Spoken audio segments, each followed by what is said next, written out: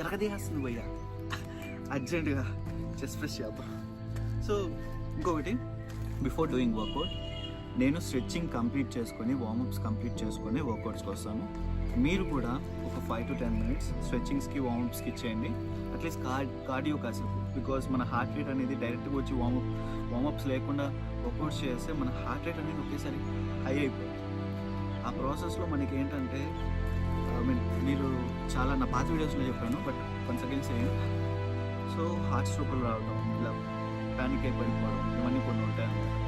అలా వద్దు, స్లోగా మన హార్ట్ని స్లోగా ఇంక్రీజ్ చేసుకున్నాం.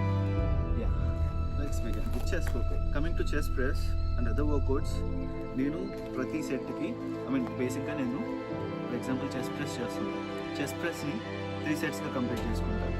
సో ఈ ప్రతి సెట్ని సెట్ 1 12 repetitions, సెట్ 2 12 repetitions